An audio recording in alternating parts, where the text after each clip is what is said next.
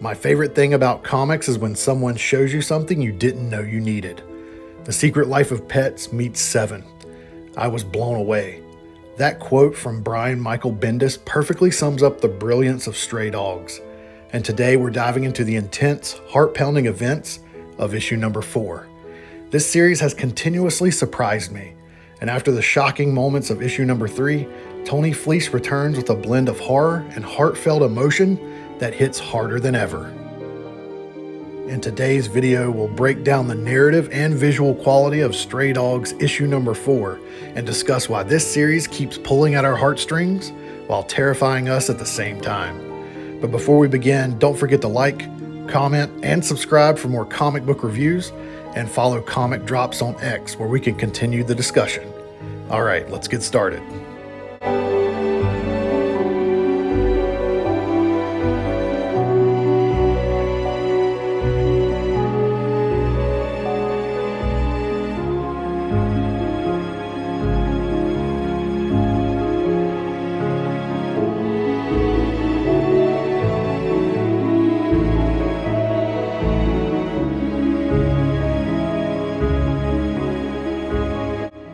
Stray Dogs issue number 4 starts with a disarming flashback, where we see a much younger Earl wagging his tail in pure excitement as he receives a treat from the Master.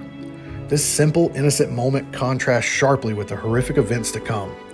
The Master, already controlling, commands Earl not to bark, an eerie bit of foreshadowing for what's ahead.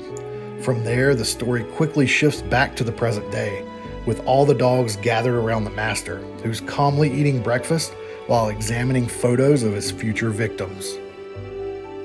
Earl, always the loyal defender, dismisses any suspicion, stating this is what he always does. It doesn't make him a killer. This defense begins to crumble when the Master gets up, puts on his black gloves, grabs his duffel bag, and ominously tells the dogs be good as he leaves. His words hang in the air like a threat, and the tension ratchets up from there. Sophie is emerging as the group's moral compass and pleads with the other dogs to act, warning them that the Master is again a killer. Earl, though, remains stubborn, suggesting Victor might still be alive in the backyard shed. Little does he know how right he is, though not in the way he expects.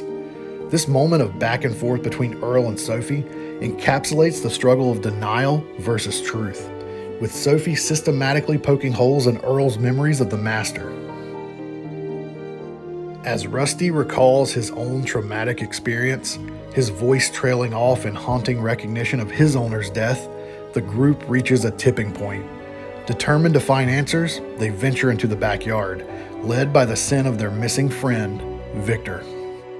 This comic excels at ramping up tension through small, calculated moments. As Sophie and the others approach the shed, they notice it isn't locked. Sophie peers inside, and with stunning suspense, the air goes silent. One dog quietly whispers, "Sophie," and then she bolts out of the shed in sheer terror. The reveal is horrific. Victor's hide is hanging from the ceiling like a grotesque trophy of the Master. The dog's shock and horror mirror the reader's emotions, and the frantic scramble to escape begins. The intensity of their fear is palpable, and this moment cements the Master's inhuman cruelty for all of the dogs. Then we cut back to Earl inside the house. He's lying down by the Master's private room. The red light glowing from within serves as a visual omen, and Earl cautiously pushes the door open. What he finds isn't revealed until much later, as the narrative brilliantly alternates between the dogs in the backyard and Earl's slow realization that things are not as he thought.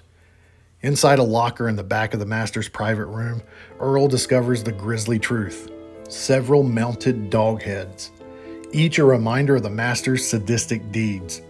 The weight of this discovery finally shatters Earl's denial of the Master's true nature.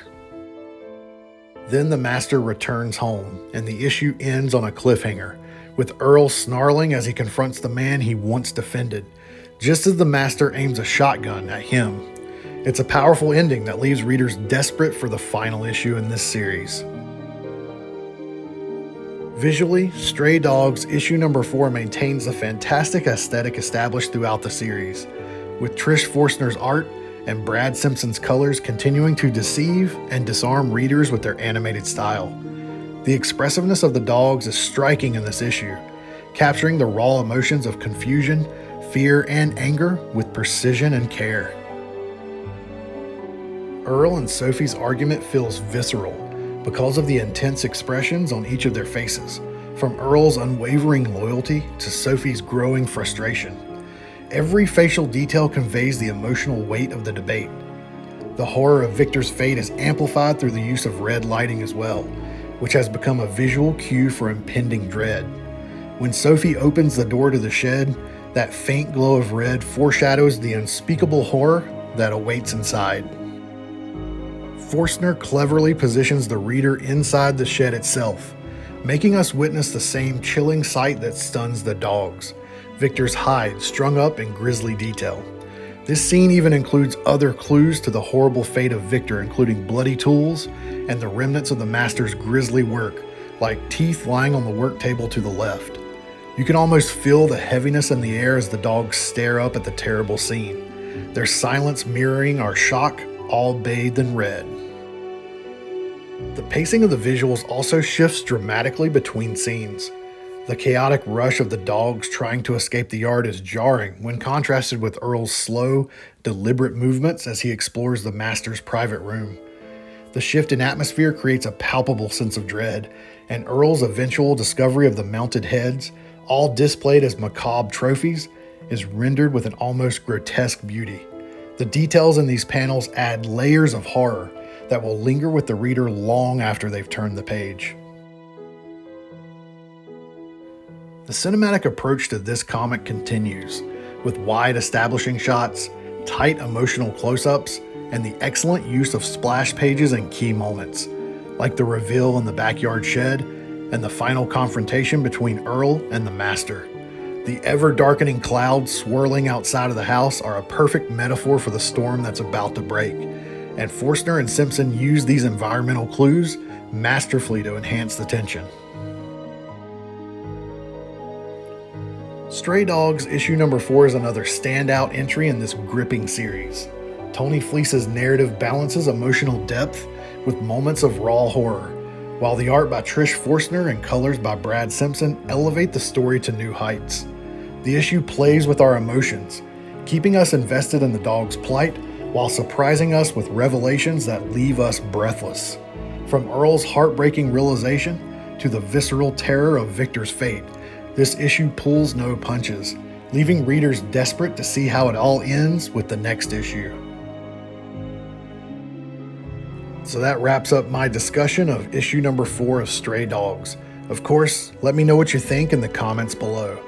Don't forget to like, subscribe, and follow Comic Drops on X so we can keep the conversation going as well. Thank you for tuning in for another review, and I'll catch you in the next video where we'll examine the conclusion of Stray Dogs with issue number 5.